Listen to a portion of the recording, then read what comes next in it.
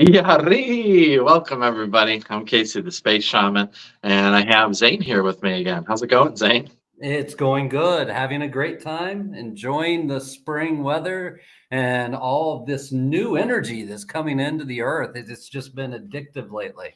Yeah, I've definitely been riding that and definitely been on some highs because of it. So that's actually a great thing to start out with. So I remember, I think it was last year, I was talking to you about how I was having difficulty sleeping. It was around this time of year. I was having difficulty sleeping and just felt not like manic, but just like there were times when the energy would get so intense that I almost had to like there was all I could do was just lay there on the ground and couldn't really do much. And Yeah.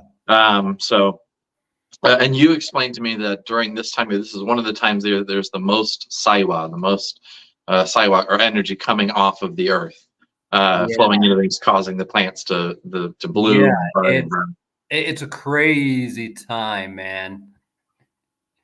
Yes. It's spring is one of the craziest times. And if we all notice, and I'll let you go back to that in a second, but if we all notice, this is the time when everyone starts to um, compete with each other, especially the youth, which are competing for mates and all of that. We see it both in the animal kingdom, and of course, we are animals too, but all of nature is sending out the message, I'm here, pay attention, love me, and it's a lot of energy that just comes up right out of the earth and comes up all around us, and we're part of her, so we're doing it as well. And it's so much new, so much potential, and within so much potential is also the potential for disaster.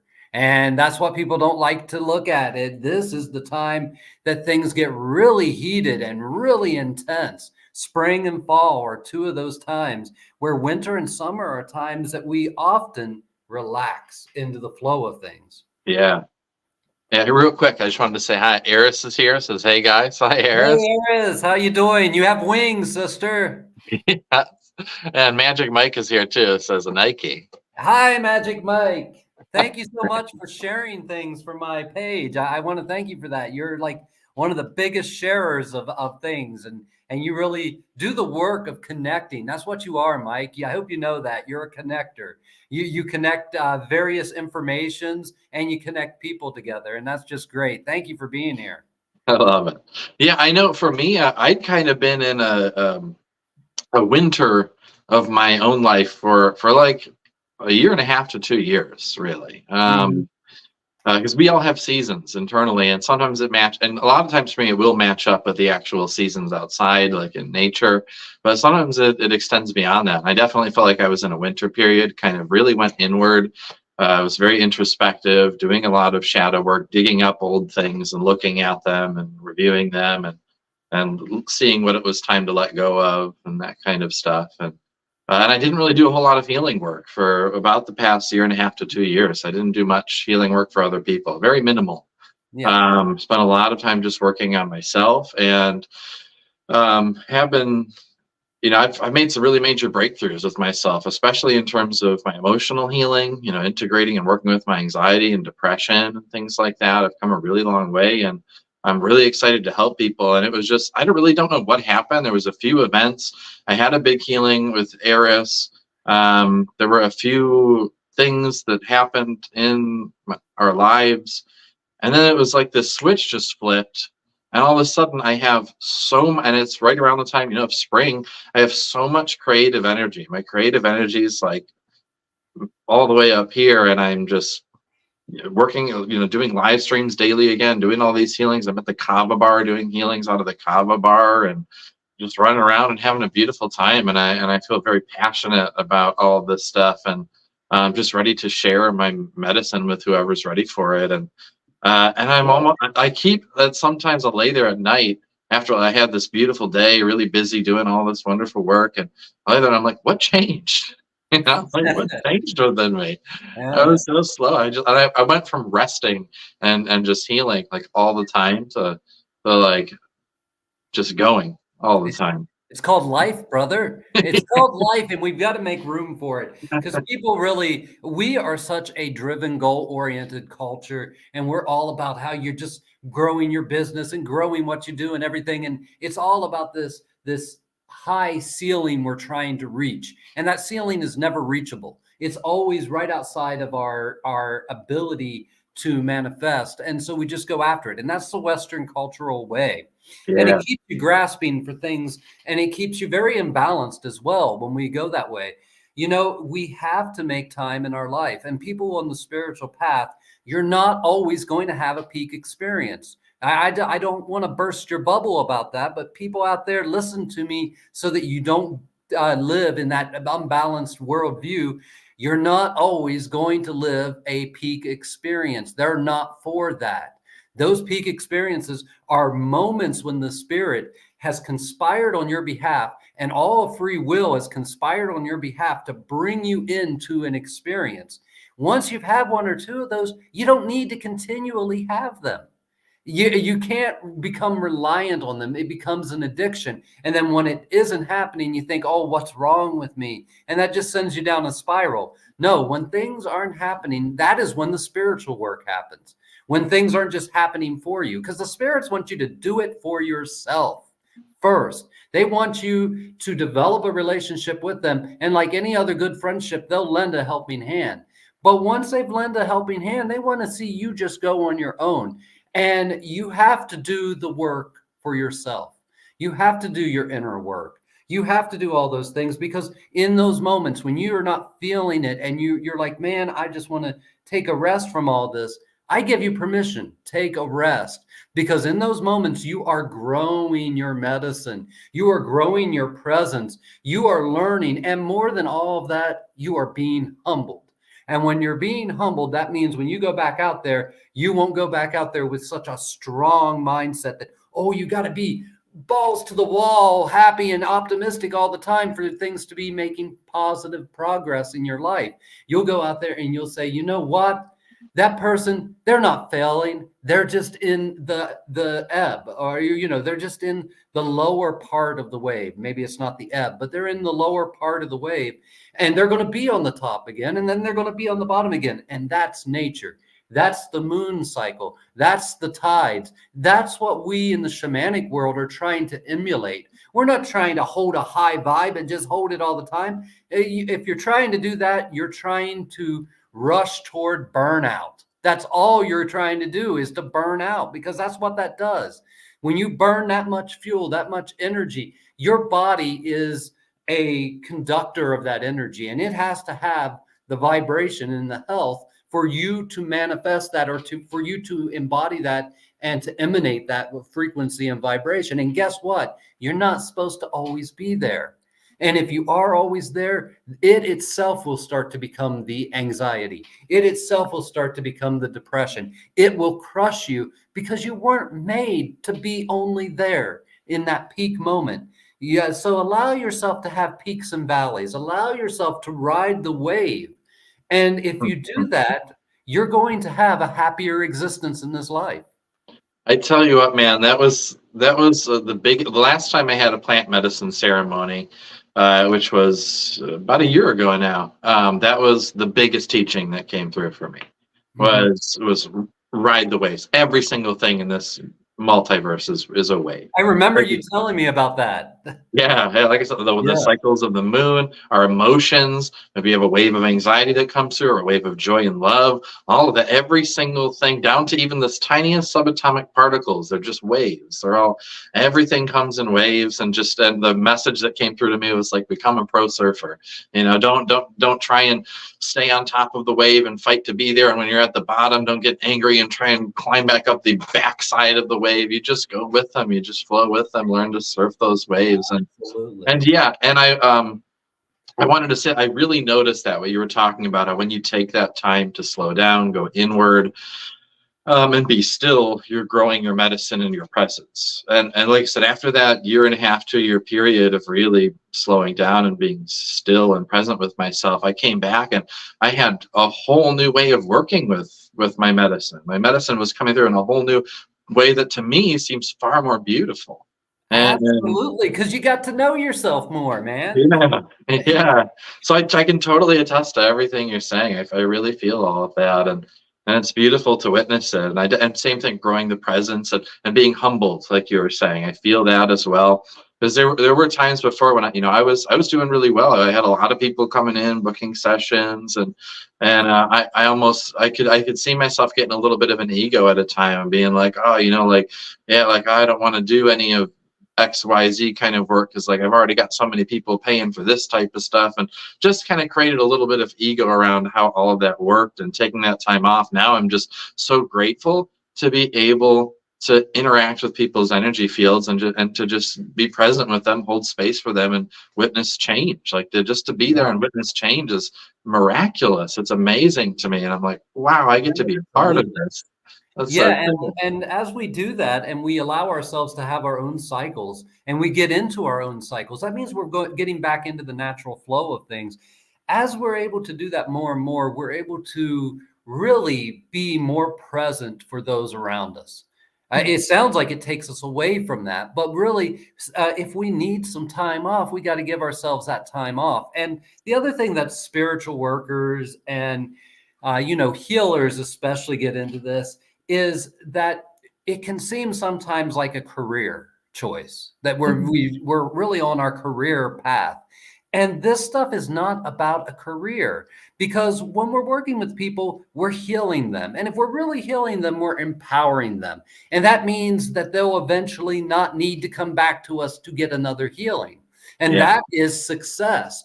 And so, and every person, every healer out there, you're not everyone's healer either. That's something that's very humbling to find out, is it's not for your hands sometimes. It's just not for you. And that's why it's about creating an organic relationship with those you go to for healing and things like that.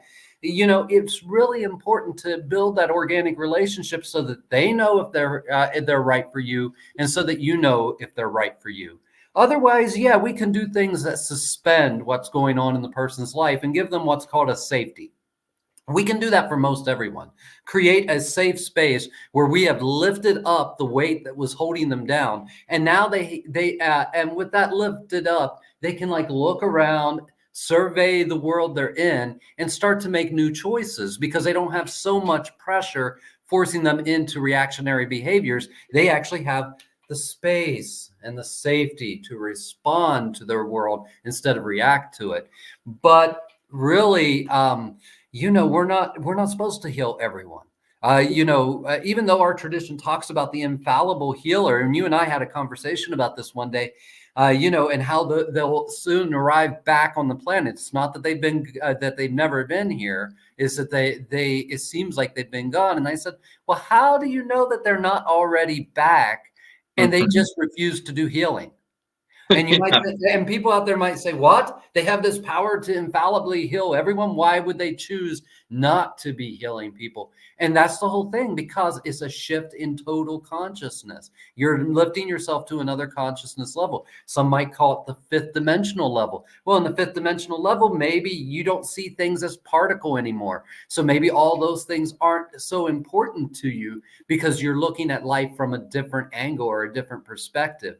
And maybe those fifth level healers only choose to use their ability when something just happens right around them, when they are in a moment and someone just fell off of a cliff or something like that, and then they apply that medicine because it happened inside of their life path. I'm really gearing everything toward a whole new vibration and healing and everything else, where it's really about grace now, and how that grace can move through you. And that grace doesn't move through you by saying, oh, grace, move through me so that this person can be healed. It moves through you in ways that you never even know. Just by you being so authentic with yourself and doing what you need to do, you start to produce medicine for the world, and you'll never know about it. And you'll never know who you've healed and who you've helped. And that's something beautiful. And that really fires me up, as you can tell. That's really my mission now in life, is to step into these fields of grace. And yeah. Yeah, that's beautiful. I can tell you seem really lit up and bright right now. That's amazing. Oh, it's this energy of spring, man. And especially today, just been, you and I and some of the other people like Anthony and stuff, we call them downloads, right? Just Yeah. download after download after download has been, and today has just been one of those days. It's happening so fast that I'm now realizing that I've got to slow that vibration down so that it can manifest, because at that rate, it can't manifest. It can only be in that idealistic place. Yeah, I swear I've been feeling the same thing. I actually had a night, and I was doing a live stream, a podcast style live stream with Pat on Pat Simmons on his channel. I don't know if you've met Pat yet or not. I haven't met him, but I've heard of him. I hear good things. Yeah, he's a good dude. And I was on his podcast, and then the night before I went on, I was laying there in bed, and there was so much energy flowing through. All these downloads were coming through. Things were coming up. I was having these realizations about myself.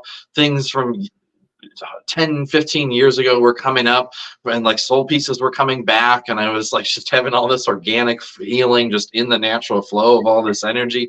So much was coming through, and so many realizations, and I didn't get to sleep until 6:30 in the morning. and I had the live stream at 1 p.m. So I slept from 6:30 to 12:30. Woke up, had half an hour to shower, get everything ready, and I came out. And he's like, "How you doing?" I'm like, "I'm great, man. I just woke up. Didn't get to sleep till 6:30 a.m., but I feel amazing after all that." And so I've definitely been in the flow of that. It's been on and off. There've been some days where it's more than others, like you said, those waves and everything. But it's been a fun, beautiful ride. I love it. Honoring your experience, man. That's what it's all about. You got to honor your experience, whatever it is. And by doing that, you're honoring your feelings, and you're honoring the spirit around you and nature itself. And that's really what it's about. That's what's so beautiful, is to honor all those things. And when we start to do that, we have that word Aini, which means divine reciprocity, but we start to fall into that. And when we fall into that, it doesn't matter if we're at the peak or the valley of a wave. It doesn't matter where we're at. But if we're in Aini, or in that divine reciprocity with the universe around us, miracles happen in our lives, even if we aren't aware of them, even if we aren't 100% sure that that's going on, because, well, maybe I'm in a valley and I'm just looking at everything kind of grumpy today. And so I don't even realize the opportunities that have started to manifest for me. And that's okay too, because that's part of this whole thing. That's why I love teaching what I teach, because it's really helping people, giving them permission to feel what they feel, to go through what they go through, and to see it as healing grace. Because in our worldview, you're never just working on yourself, even though it's your own issue from childhood or something like that you're working through, and you're moving through your shadow.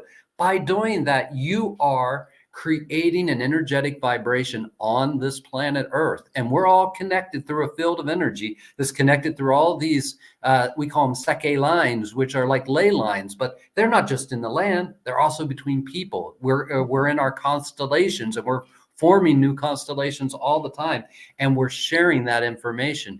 And that means walking by someone on the street, you just shared the medicine of how to get through some childhood trauma with them, because you're going through it. Even if at that moment you're at a very low point in your energy and in your positivity, you're still lending to the benefit of the whole. And that's why we call it communal healing. It's not about individual healing. Because every individual you heal is healing a community. Because when you change one person's fate, you're changing the fate of all those connected to them. Why? Because honestly, we all lend to the states that each other are in. Yeah, and we never know. Sometimes we perceive that we interacted with someone, and we make assumptions of, oh, I think I impacted them this way or that way. And we really have no idea, to give an example of that. There was one time where Eris and I were doing a live stream, and before this live stream, I'll lead up to this, but before this live stream, I was working with someone, and an intrusive energy hopped from them to me. And it triggered a bunch of my own shadows that were coming up, and so my energy was kind of intense while I was doing these healings with Eris, and And then I was even like, it even felt like I was about to have a panic attack, like during the healing, and I was talking really, really fast and things like that. And so we got off, and then I just had a ton of anger at Eris. I thought she was like trying to like take over, and like just all these really illogical thoughts and things. And so I actually told her like I need space, and I told her that I needed her to leave.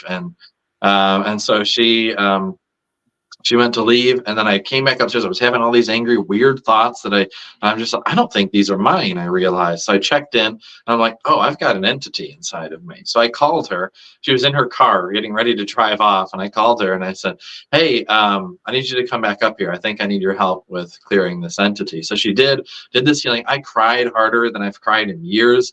My Paqo, my energy field, was just puking hucha, puking heaviness. I was releasing like years and years and years worth of heaviness. It was just coming out, and I probably cried for a whole hour as I just released and released and released. The entity wasn't even the big thing. That was just the catalyst for all this other stuff within me to be released. And so after that happened, though, the next day, it was beautiful. Then we were talking, we were telling each other how much we love each other. Everything was beautiful again after this healing. It was only, like maybe an hour that things didn't feel so light. But then afterwards, it was like we had a whole new level of connection and love, and it was just beautiful. But then the next day, Eris was messaging me, and she's like, hey, I'm thinking about those people who were doing those healings for, and like, I'm just so worried that we might have like traumatized them further because of blah, blah, blah, blah. And she was particularly talking about this one person that she was afraid that we had like traumatized in some way. She perceived that like we did this healing wrong or something, that we traumatized them. And then as she's telling me this, about 20 minutes later, that person messages me and is like, that was the safest I've ever felt during any healing I've ever received. That was like it was so beautiful. You guys seem so wonderful and open and honest and grounded and down to earth. And like, I just feel so safe, and I can really open up and heal with you guys. That same person, she was worried about the one that we may have traumatized the most. And it just goes to show, like, we when you're really in the flow, when you're in that space of acceptance and allowance, and like you said, you're allowing grace and spirit to move you, we really don't need to try and logically understand. I don't think we can sit here and try to logically figure out or understand exactly how what we're doing affects anyone. It's just yeah. And you're absolutely right. And as we're upgrading our energy, as we upgrade our energy by doing our own work, that's how we do it. We upgrade our energy by doing our own work so that we can be in better relationship with the world and communities around us. And as we do that work, I forgot what I was going to say, but I'll just go somewhere else with it. As we do that work, it changes our energy field and the energy we put out into the world. And as that energy field changes, we sometimes still believe that we're in this we've just gone into a dark, dark place. But that dark, dark place, even though it feels as dark as any place we've ever been, is much, much lighter than it used to be. yes. And we don't know that from an internal perspective so much, but people outside of us, their reflections will show that. And I know what I was talking about. We don't always know how we're going to affect the people around us. And all you spiritual warriors out there and light workers and everything that are really trying to help people, it can become very disheartening when you feel like you have traumatized someone, or you feel like you have been the bad guy for someone in some way, and you don't even sometimes know how that has happened. And what I try to tell people is, since you've been working on yourself and you have elevated your own energy, who better to serve as a bad guy for someone else than someone that's not going to take it personally, than someone who can integrate that energy, own it, and integrate it. Sometimes, all you light workers, all you shamans and stuff out there, you are going to be the asshole for someone, even if you don't mean to be. And that's, but who better to be that than you, who aren't going to really wish ill of that person. You're not really going to put that energy toward them or push that energy onto them. Who better than you to play that role? We call it playing the role of a petty tyrant. And a petty tyrant is like your parent. Now, not every parent's a petty tyrant. All parents play that role from time to time. Some parents are true tyrants and really bad people sometimes, and that happens in our world too. But a petty tyrant is like when you were growing up and you were really just pushing for your independence, and your parent pushed back and said, no, you can't do that. No, you can't do these things. And you went off and you stormed off and you were all angry and brooding by yourself. And as you grow, eventually you realize the wisdom that was in your parents limiting some of your freedoms at times, because you didn't have the experience to know how to correctly apply that freedom yet. You know, and so that's in that way they played a petty tyrant. And in another way, them playing a petty tyrant might be that they didn't really care to achieve certain things in their life, and it lit a fire in you to go out there and achieve your dreams. Yeah, and even though they tell you, oh, that's not necessary because that's not the life path they followed, and they're like, oh, you know, bring that down to earth and everything. You're too idealistic, which we are, of course, in our teens and 20s, we're too idealistic. It's an ungrounded idealism. And it can be really hard to realize that and to learn to tame our idealism. Doesn't mean getting rid of it. And that's what happens to a lot of people. They just let go of it because they're like, oh, that's not real. That's fantasy. And they just let go of all their idealism. And then they start to live someone else's dream instead of their own. But if we learn to temper our idealism, if we learn to temper it through our 20s, it takes through our 20s to do that, and we start to emerge in our mid-30s, we can develop a brand new type of idealism that is really grounded. You know, because it's just like I was talking about at the beginning of the call, all these downloads that are coming, and they're really high vibration, and they're way up here, and guess what? They're never going to manifest here. They're never going to manifest here. They can be in that idealistic realm, but for us to manifest them and make meaningful use of them, we have to step down their energy and slow down their vibrations so that they can interact in this world and start to become a influence in this world. And that's just very important understandings for people to have out there. I think slowing down is something big for me that I've learned over the years, because I tend to ride these big waves of energy, get really excited about things, and then go a million miles a minute, whether that's with shamanic healing or even in the past with like substance use or like whatever it is, some hobby I'm into or whatever it is. I tend to kind of get manic and just go a million miles a minute with whatever it is, get really hyped up and excited about it, and that can cause some chaos. That can cause some real chaos. And so, you know, slowing down has been a big thing for me. When I catch myself, you know, too up here for too long, and it's okay. I think it's okay. It's beautiful to be up there and excited and high for a period of time. But if you stay there for too long, I think that feels really not so healthy for me. So yeah, it's just like a fire. A fire, when it's burning and it's raging, that has a power, that has an influence. But for us to make use of fire, we have to tame it down. We have to bring it down, because if it's just burning uncontrolled, it will burn out the host of whatever it's on, and it will quickly put itself out too. So we learn how to tame those energies and bring them down. And by bringing them down, we're not hurting them. We're not corrupting them. We're not making them something unbeautiful. We're making them even more beautiful, because, as we say in this tradition, you have the Viracocha, the upper world, which is this perfect refined world of energy that is always pristine. And you have the Pachamama, which is the spirit of manifested or material creation. And they're both your parents. So when you're honoring one, you might be a little more like one than the other, and that's okay. But when you start to pick favorites and you just honor the one side of yourself and you don't develop the other side of yourself, then it leads to imbalance. And we have to have, it's just like a kite. That's the analogy I've always used, and I used in my book, Inca Mountain Magic. It's like a kite. And those high ideals, just like any kite, it can catch the wind and it can go straight up into the air. But if you don't have that grounding wire, that guide wire attached to it, a kite doesn't stay up. It Mhm. tumbles, it loses all control, it goes every direction, and it crashes to the ground, oftentimes destroying itself in the process.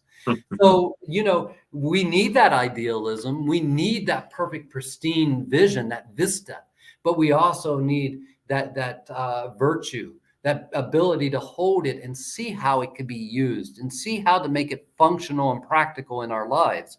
And that's one of the beautiful things about all schools of shamanism. It's not just about praising that high idealism and everything. It's about, well, how do we make this practical? How do we make this so that it's useful in our lives? Because if it's not useful in our lives and it's not going to be useful for someone else, then really it's just a beautiful thought, and we should let it be that and just hold it in our heart for a second and let it glow through our whole bubbles, and then let it go. Let it go so it can glow in someone else's.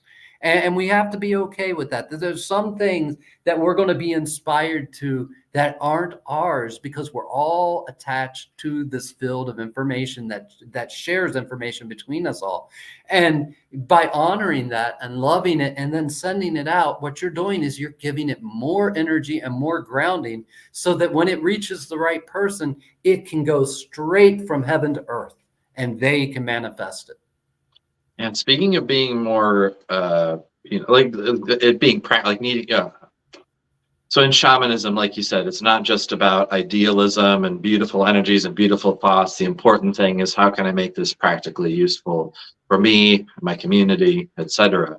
Mhm. And for me, that's, as someone who did struggle with so much anxiety and depression in the past, it just amazes me to see how these things that I've learned from you, from the Qatari tradition, from the Paqo tradition, etc., and also the tools that I've downloaded that have come through directly from the spirits, Mhm. how powerfully they have the ability to shift and to help me and others get out of stuck emotional states when they feel so stuck.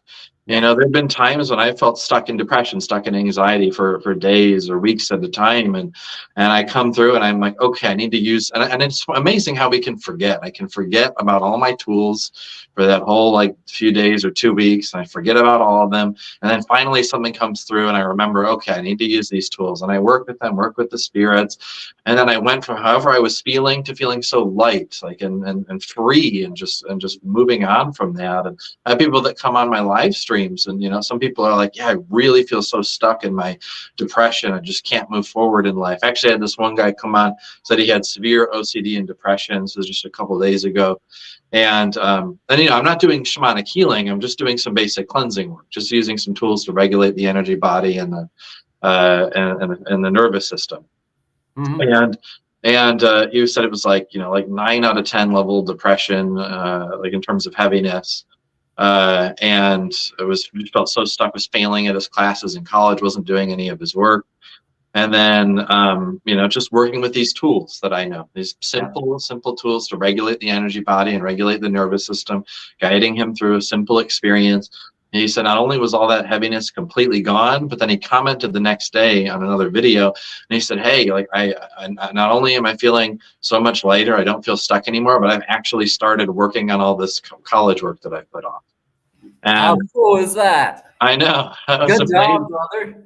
Yeah, it was amazing, and I see that stuff all the time. I see it on a daily basis. It'd be one thing if like that happened for me, for myself, I moved through that, or I helped someone else move through that. Like even if it was only once in a while, that's still beautiful. But the fact that I see it every single day is just proof of how practically useful all of this stuff is. When we interact with these energetic realms, we interact with the spiritual realms, which we tap into through our imagination, through our feeling sense.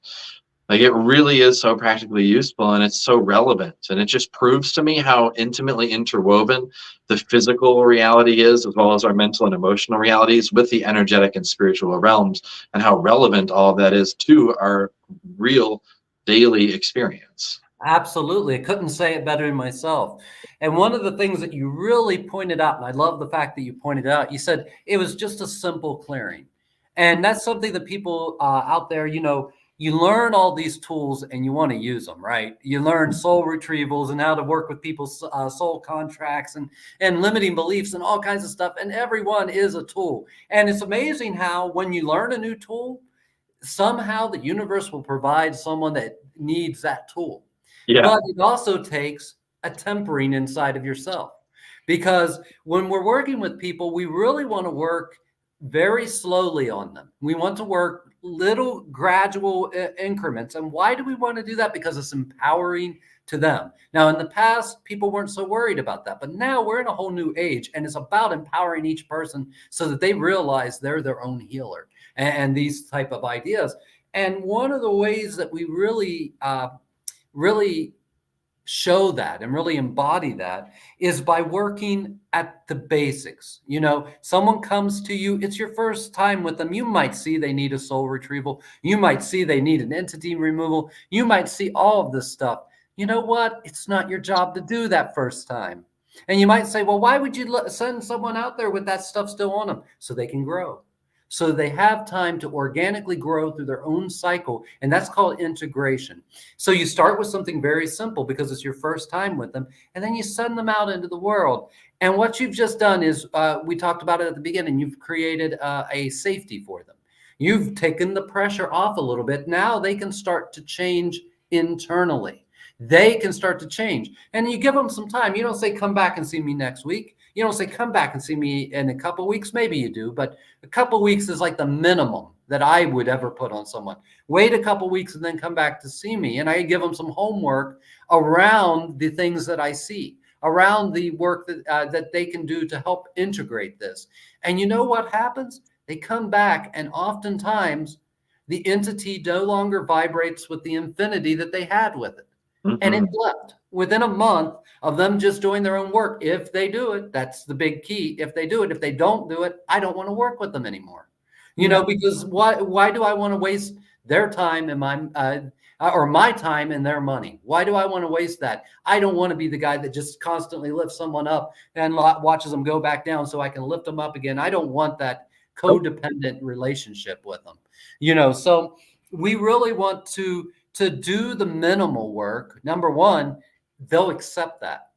Their energy, their soul will accept that because it doesn't feel like a big manipulation. It feels like a subtle nudging. And then they can take that subtle nudging, and if they make that their own, they can heal themselves. And yeah, I remember back a long time ago, it used to be a concept that you could not retrieve your own soul parts. Well, that's partially true, especially if you're completely unconscious of the soul loss. It becomes very hard to do that. But I have seen that people, just by you doing a little bit of work, they come back to you the next time and they don't need a soul retrieval. They don't need that anymore because just that little bit of work allowed them to empower themselves enough that they were able to make the changes in their own life because, number one, you're emphasizing that they need to do it on their own, that what you did is just like a temporary bandage that you put on them. Now they've got to go do the healing. They've got to sort it out for themselves. And when they do, that's so beautiful, right? It's beautiful, Casey, when you figure that stuff out for yourself, and then you get reinforcement from someone else. You talk to whoever did the healing. You say, well, this is what happened. And they were like, oh, yeah, that's called this, or that works out like this. Isn't that beautiful? Because they didn't tell you themselves and you figured it out. And now when you discuss it with them, you get that independent reinforcer that tells you, yeah, you're right, man. And that makes you feel like, you know what, then there's something special inside of me, too. It's not just inside of them, it's inside of me. And that's what I love, is seeing that special quality shine in people. So it's good to take it easy and take it slow. Great job, man. Yeah, thank you. And I totally agree. You know, that those little moments, the secondary independent reinforcers, those moments of confirmation just really light me up every single time. And speaking of all of this, we were just talking about, this is the perfect time for me to do a quick little plug. I am now offering a new service. Instead of full 1 to 2 hour shamanic healing sessions, I'm now offering a 15-minute shamanic cleansing for people who are interested in the kind of thing that we're just talking about. The links are in the description if you would ever like to schedule one of those. And it's just some cleansing work, just like the kind of work we've been talking about. So absolutely. And the link in the description. And then also I want to pull up, we got a bunch of comments here. Cool, so bring them up. Let's pull up a couple of these. First off, the last one, this is towards the beginning. Rob said hi. Hi, Rob. Hi, Rob. I don't think I know you, but hello. And then Sean says, very similar experience, Casey. Not sure exactly what that was talking about. Tony's here, says, Ayanchu Pakokuna. Ayanchu Wakijai. Ayanchu Wakijai. And then we're talking about the waves. So someone said, crave the wave, brother. Magic Mike says, especially when they don't appear as miracles. Not exactly sure what that one was referring to either. We were just talking about the balance. Mary said balance. And then the last Mary. one. Hi, Mary. And then Mary says, people need to organically experience the magic in themselves to open up to the inner belief of being able to be their own healer. People can't always connect with a FastTrack Healing. Absolutely. Yeah. And I think honestly, people don't connect with the FastTrack Healing. When I've seen FastTrack Healings in my own personal work, it's because the person had already done the work they needed to do to allow that to happen like that. It wasn't something that you as the healer did for them. In fact, like I said, if you put too much on someone, if you just, you did a cleansing and then you run and you grab that entity and you rip that entity out, oh my gosh, you just ripped out something that's basically a best friend to them. Yeah. Even though you can see how it's destroying their life, it's a best friend to them. And then you go and you grab this soul retrieval and you pop this soul piece back into the person. And now you basically have thrown a stranger into their system. Now think about that. You did this clearing and they're already reeling from that. Then you grab this best friend from them and ripped it away from them. And now you've grabbed this soul part that they have to nurture and they don't have the skills to nurture it. They don't even know how to nurture it and they don't even recognize it as themselves anymore. So now they're having a personality crisis on top of everything else. Who am I? Sometimes I feel like this. Sometimes I feel like that. That's not healing. That is overcomplicating something for someone. And the danger is they get just like we were saying, that high energy can burn you out. They get overstimulated with the high energy. Their circuitry in their body is not able to hold the vibration. They get burnt out because they have to step it down and they get comfortable in that step down place and they don't want to change again. They don't want to go through that again. Oh my goodness, it was such a tragedy. It was so hard for me. And sometimes even if you go slow, it's hard for the person. And that's why we want to allow integration. We want to allow them to have their moment to grow. Yeah, it's that doing everything in the kitchen sink approach is more about the healer proving how smart they are than about the humbleness and the willingness to serve.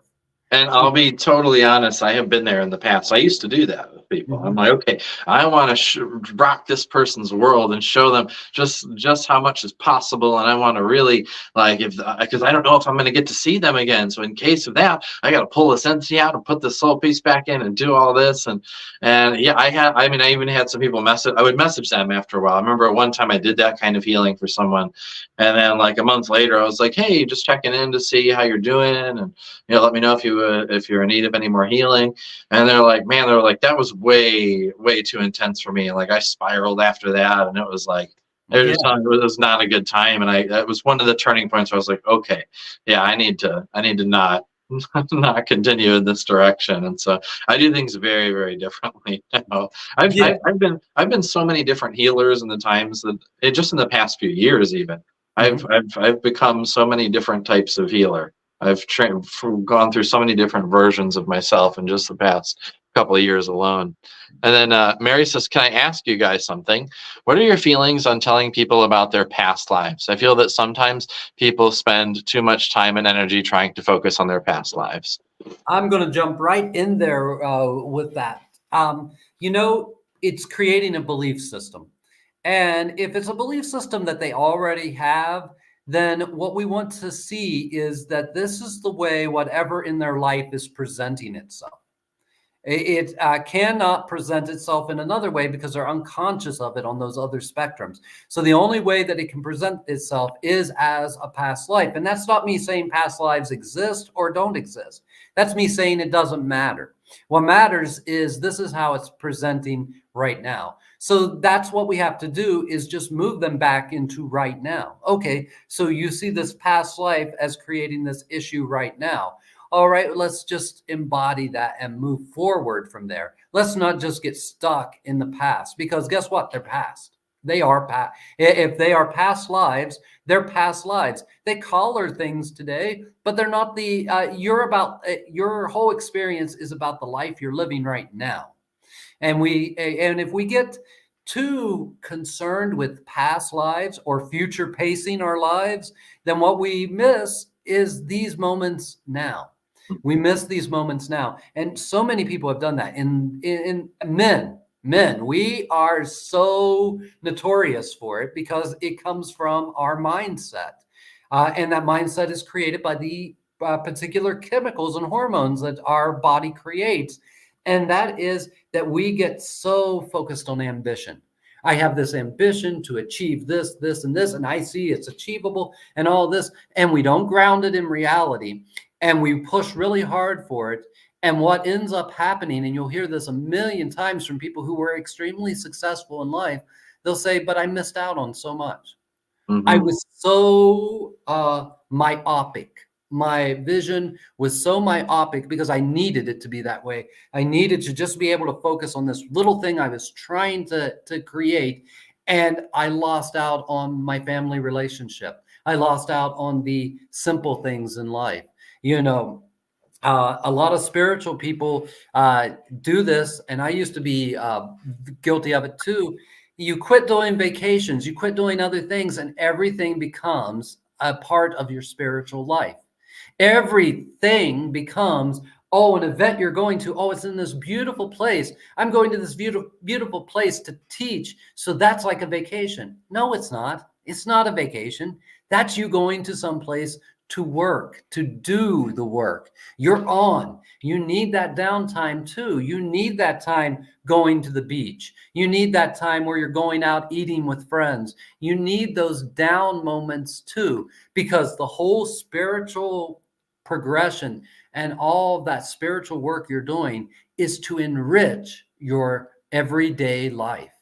It's to enrich that everyday life. And oftentimes we get really sidetracked with everything. And I've seen people where their spiritual life became imbalanced and it caused them to miss out on living. It happens. And that's something we have to be really, really cautious about. And when you start to hear things from your friends and your family that is saying, hey, I feel like you're neglecting this. Hey, I don't think that you're really, you're so focused on that. Yeah, I think you're neglecting these things. We have to take that as a cue. If we only hear it once, maybe we can let it go. But if we start to hear that over and over again, that we're neglecting something, or that we're just not, that other things in our life are turning to shambles as we pursue our passions and as we pursue our purpose, then we have to say, I have let this become imbalanced. I need to slow it down once again. I need to start engaging once again, because it's not all about that. All of life is spiritual.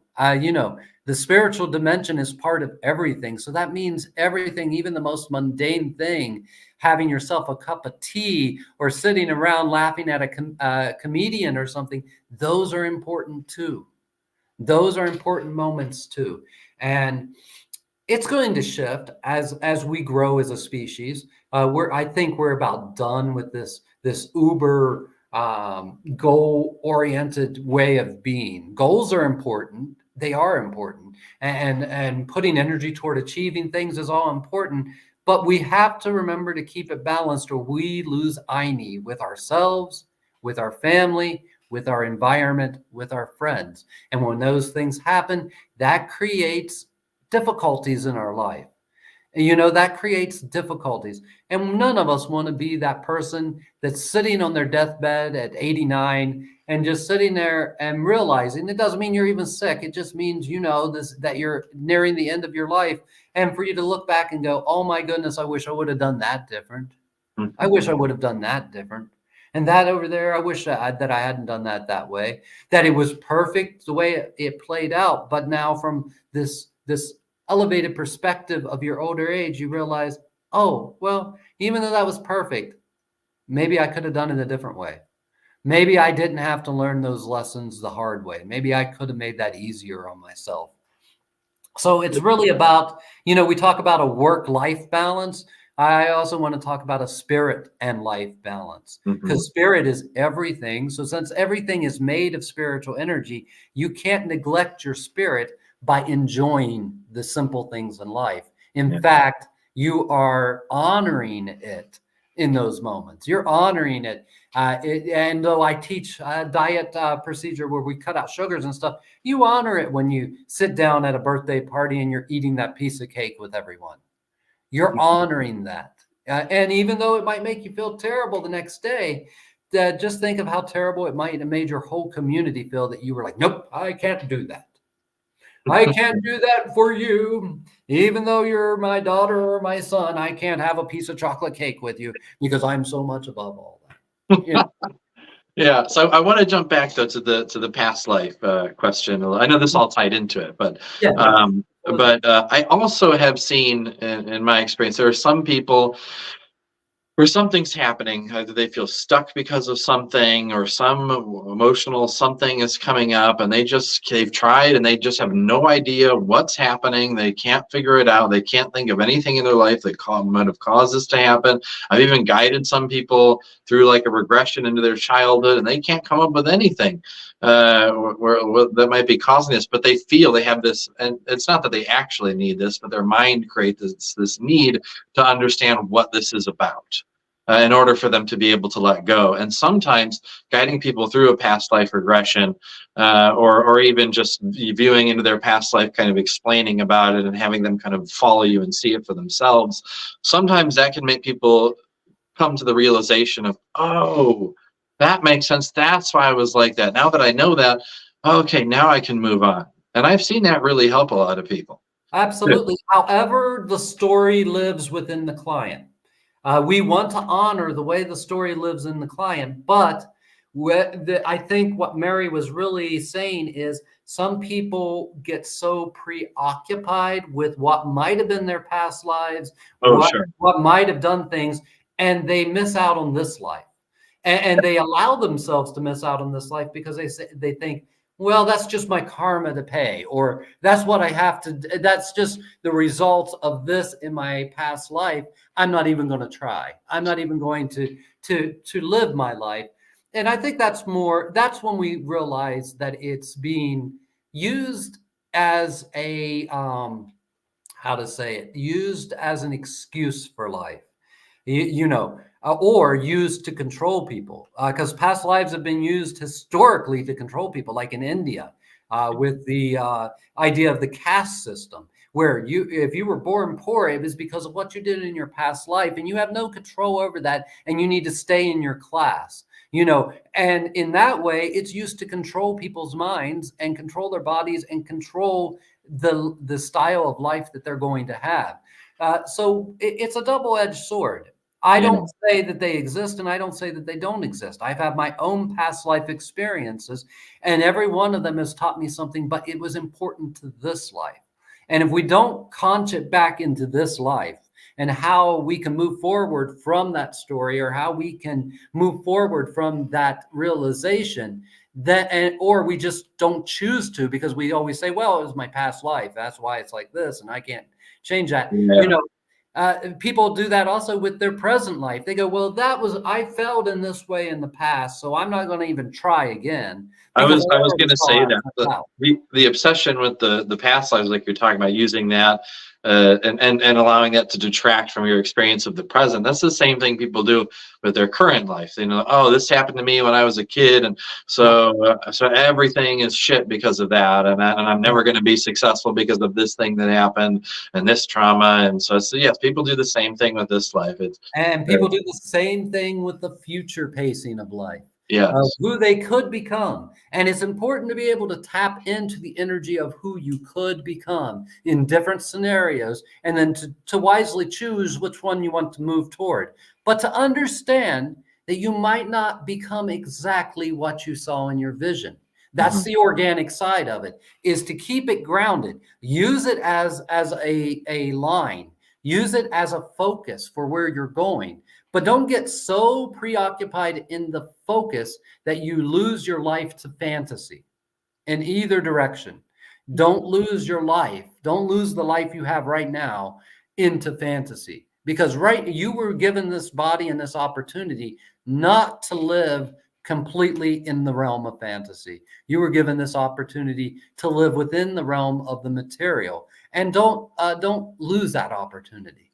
Don't take that away from yourself, because it's a real sadness to see that, because that's another thing that comes back at the end. People are like I was saying with ambition.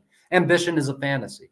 It may be possible. You might have the power to pull it off, but you have to always weigh, is it worth the energy? Where do I take that energy from? And of course we say, oh, we live in a universe of infinite energy. We do, but you are finite. Regardless of that, you as an organic being are finite, and that means that your organic energy is finite as well. And you only have so much of it to apply toward anything. It's like a bank account.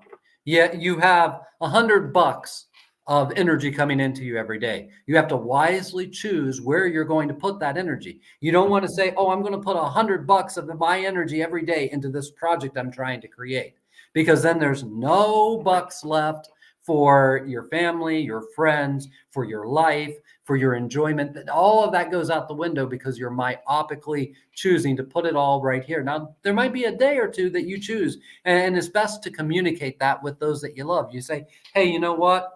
I'm choosing for next week to take 4 days to devote as much of my energy as possible to this project and getting it off the ground. Then, even if you don't get it off the ground, you have to have the restraint. You have to have the discipline to say, okay, I can't let those other things in my life go. I got to clean my house. I've got to go pay my bills and everything else. Otherwise, we start to spend credit. And when we start to spend our energetic credit, where does that come from? It comes from the cells of our body, from the mitochondria. They are the powerhouses of our organic energy. So when we spend more than what we have, more than what's given to us, then we start to drain our body of life force and energy to put into things. So that's when you're putting 100% of your energy into the pet project you're trying to get off the ground, and you decide, well, I'm going to try to put 100% also into my boyfriend or girlfriend. Doesn't work. Doesn't work. You are borrowing energy from your biological life, and that's going to eventually break you down, and just like it does in credit. If you're not really careful with credit, you go broke. And you go broke in a very big way, where you owe money you never had back to a creditor. And so if we look at our life force that way, we realize, oh, I live in an infinite universe. There's an infinite amount of possibilities, but I'm finite, and I'm supposed to be finite. I have a life, I have a birth, I have a death, I have social relationships. How much of my energy can I responsibly put toward each one of these things?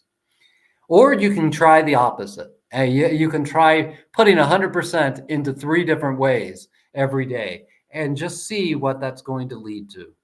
Again, being the kind of person that is either all or nothing, 100 miles an hour or 0 miles an hour, I would, there's so many things that I've just thrown 100% of my energy in, and then tried to throw even more energy into other things and all of that. And it usually goes one of 2 ways for me. And so this is really one of the biggest things I'm still working on is really balance, finding that balance. But it would go one of 2 ways. Either one, I would get burned out and then have no energy to do anything, and then would just need to rest for very long periods of time. Or the other thing that would happen is, like, so much energy would be flowing through me for whatever purpose, and I'd be so excited and so high on this, putting so much energy, more than I, like you said, had to energetically spend. And then it would be like, boom, I would just get hit with this overwhelmed, like, panic attack type energy. It was like this energy would build and build and build, and the energy would just completely fry my nervous system in a way that, like, felt horrifying to me. Mm-hmm.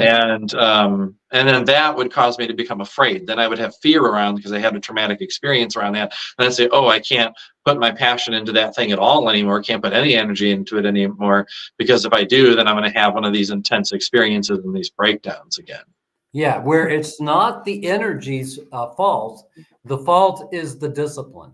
Yes. The discipline, allowing our enthusiasm. Enthusiasm is a great thing to have. Really. And that took me because of my impoverished childhood, it took me a while to develop that and realize that completely. But enthusiasm is an important thing to have, but it needs, once again, to be grounded.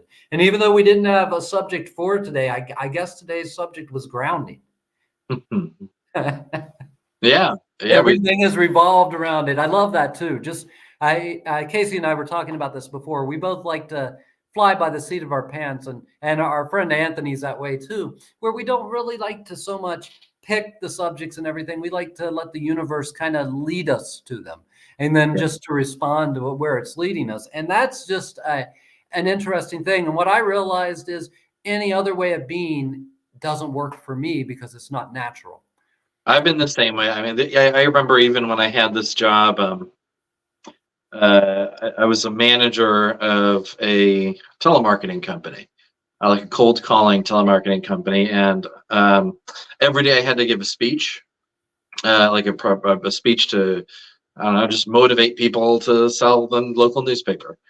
And I would just come in there and have no idea what I was going to talk about, and I would just allow it to organically come through. And I even took improv class in high school. I took an improv class, and because I just loved to allow whatever wanted to come through in the moment to come through. I loved having no plan and just having faith that whatever was meant to come through was going to be what was supposed to come through. And so I've always, from a young age, I've always operated like that. And I don't like if I'm going to teach something, say I'm going to do an event somewhere and teach something, I never write out a lesson plan or anything like that. I have an idea. I know what I want, some things that I might want to talk about, but I just let it all kind of come through in the moment. And that's what feels the most natural and the best for me. I thrive in that as well.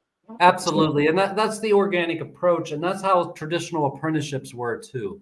We do, though, in our modern age, have to create some kind of outline for people and say, this is what we're focusing on, in this teaching. We're going to, and I know you do that too. This is what we're going to focus on. But we have to allow the organic movement to happen. And sometimes people don't always understand that, especially of spiritual teachers and spiritual traditions, especially the ones that are rooted in a tradition, that are rooted in the past and have this rich heritage that comes with it, and this rich living tradition that comes with it. They'll sometimes not understand that you're not promised a particular teaching, even if it was listed in the things that were coming. You're promised the experience of transformation that is organic to where you are at that moment. That's what you're really promised. We try to cover everything, but sometimes more important work comes up than what we had in our lesson plan.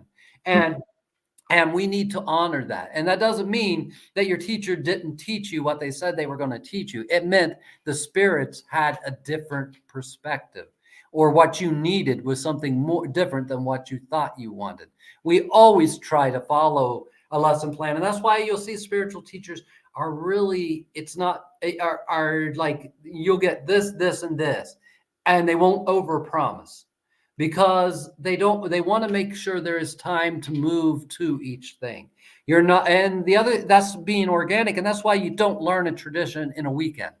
Mm-hmm. You just don't learn a tradition in a weekend. You don't become this thing because you sat through 2 hours of something or 4 hours of something. It's not enough time, because even though you could give some techniques, and I know there's technique junkies out there that love to collect them all and think that that's what it's all about, but it really isn't. A technique is for the spirit to work through you. A technique is for your lineage to be able to see what you're doing so that they can lend help, so that they can work on that spiritual side of things for you. But it really should never be about techniques or procedures, because it's not a procedure. It's not a scientifically created procedure. It's an organic thing. And what I always say is, it's not procedural, it's process oriented. We want to allow inside of the moment the process to show itself. And then the interventions that we use are used wisely within that. Within that, we conk everything. We put everything within that container. So yeah, there's a certain way that we open space. And when you open space that way, your lineage knows you've opened space, so they come forward. If you don't do it that way, they don't know that you've opened space, so they may not feel it's important for them to come forward, or that you're asking for their assistance. So there's ways that we do things, and there's morphic fields that exist around techniques. But don't get into the thing where you think the technique is what's really doing it. The technique that is there to show you something, and you have to humble yourself to do the technique, because that's what the tradition that you're in has asked of you, is that you humble yourself and you do it this way for a period of time. And you do it this way, even if you feel like it's, oh, well, why do I have to do it that? I think I could just go this way. You do it that way anyway, because you may not really understand what that's bringing through yet. You don't understand that on the astral, you're basically writing a script into the astral fabric saying, hey, helpers of my spirit, come and help me now. My teachers that are on the other side, my lineage, I'm invoking you by doing this way. And it's not, and the other thing is, it teaches us that everything is alive. Every one of our ritual items is alive, and it teaches us how to have respect and how to develop a relationship with them, because they're the ones in the end that are going to refine your ability so that maybe someday you don't need them. But yeah, go ahead. So I want to jump in right there. So for me, my biggest, for many years, my biggest creative outlet has been spiritual work, my healing work. I mean, I really, and for the longest time, I was so in tune with the creative side of it and allowing things to just organically come through, and I to the point where I didn't like techniques and I didn't like tools. I wanted to let every single thing be this kind of organic experience that just flowed through in the moment. Like I said, I've been like that since I was like a kid, doing improv classes and all that stuff. To the point where I didn't like to work with tools. I had my Misha. I loved my Misha. I'd kind of work with it as a bundle, but I never worked with the stones inside really. I would do the illumination. I'd work with those 3 stones for the illumination. But other than that, I didn't really explore the other kuyas. And just recently, I've started to, something shifted again. It was a part of all these big downloads and shifts that came through. I've realized the beauty, and I'm started to talk to these stones and get to know them individually. And like you're saying, they have their own personality, their own consciousness, their own ways of working with medicine, things they have to teach me, ways they have to help me to refine my energy, refine my abilities, and work. And now, if you watch me on the live streams, or if you come to me in person, you'll see I work very closely with these stones. They talk to me. They tell me certain things, what I might need to explore with a person when I'm doing a healing. They might bring through a particular medicine that's just what that person needed at that time. And so yeah, but it really is my biggest creative outlet is my spiritual work, and it just feels so beautiful to allow that to flow through. To me, it's like painting or playing music when I do a healing, or when I regulate my nervous system for myself, or guide people through a journey or an experience. It just feels like my soul really expressing itself into this world, and it feels so good. So again, it's a balance. I think that's really, cycles and balance and grounding are really a theme of this, because I love to tap in and allow spirit to just organically create and spin whatever it wants to, but also using my tools, working with my kuyas, working with the spirits, working with the techniques of the Paqo Kun tradition, having kind of a beautiful harmonization between that left-handed and right-handed side of things is what really creates some phenomenal experiences for myself and others. Absolutely. And this is my Misha. We also call them mesa, which is Spanish for table, but Misha means symbol. But it's an altar, and it's a living altar, and it's a living altar of your soul, of your soul's progress. And it's the perfected part of yourself, if you can believe that. I mean, it might be hard for some people to believe that, but inside of this little bundle is a symbol of my perfected self. And so sometimes I'm driving the Misha. Sometimes I'm using its energy and I'm telling it what to do. Other times it's telling me what to do. Other Mhm. times the kuyas are my teachers, and Yeah. they're showing me this is what I can be used for. That is what I can be used for. And then at other times I'm saying this is what you'll be used for, because I Yeah. know how to use your power this way. I know how to use your power that way. I know the medicine I put into you. So it's really about that. And sometimes a stone that isn't supposed to contain a medicine that does something not in a schematic view of things. It's not the medicine you charged it with, but all of a sudden it glows to you. And you're like, whoa, that stone wants to be worked with right now. And just logically, that really shouldn't be the case. I really shouldn't be using that medicine right now, but that stone is really glowing to me. So what do? You humble yourself and you say, hey, this stone is saying this, and you use it, and you don't need to understand why. You don't Yeah. need to understand why it can be used that way. You can later, if you in that conversation with the stone, it wants to explain that to you. It wants to tell you how that is. And once again, I want to really point out, 9 out of 10 times, it's not going to tell it to you in a language you understand, as in, hey, listen up, Casey, I can be used this way.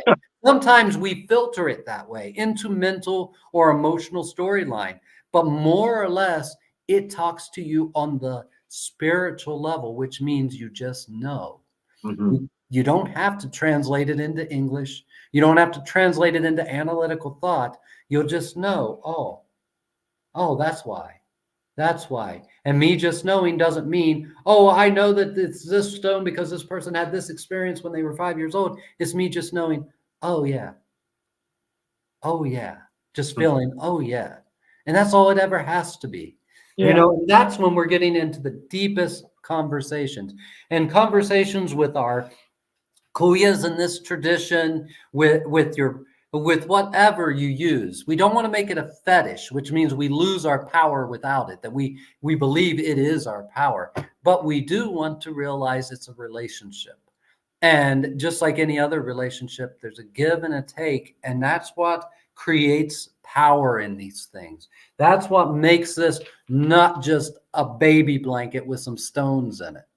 That's Yeah. what makes this powerful and makes it transformative, is that give and take, is that living relationship, is that acknowledgement of the dignity and that respect that we give to the components of our world and our soul, that they are all alive.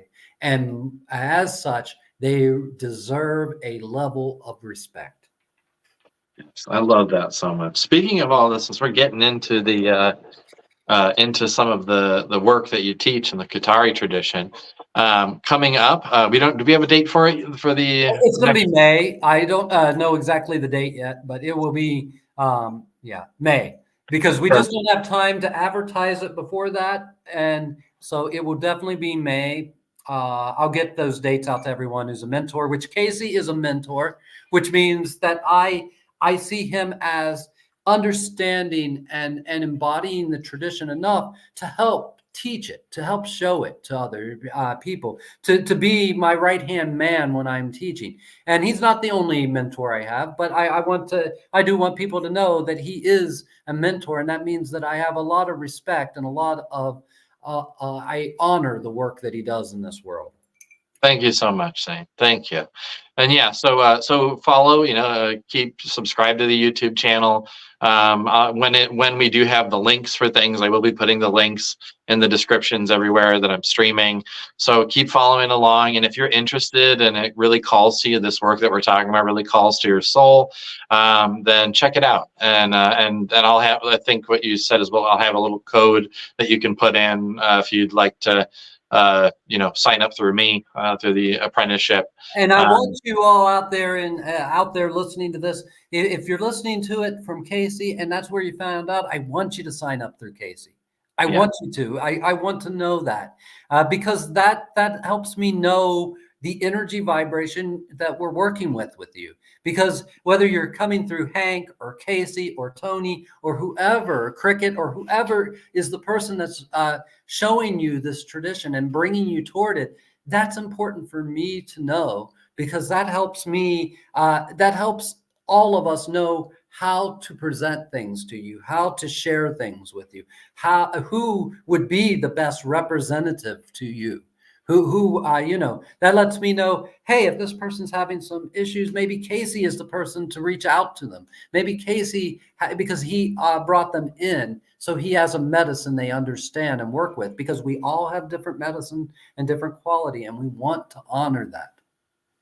Yes, yes. Thank you so much. All right. Well, I really have to use the restroom, to be totally honest. And we've been going for a good amount of time. So this is, I think, a beautiful place to wrap up. So yeah, I just want to say thank you so much, Zane. This was a lot of fun again. I'm sure I'll have you on again very soon. So sounds good. Anytime, brother. All right. So to everyone out there, thank you all for being here. I love you all so much. And Nike Koyaki, Urpichai Sunkulai.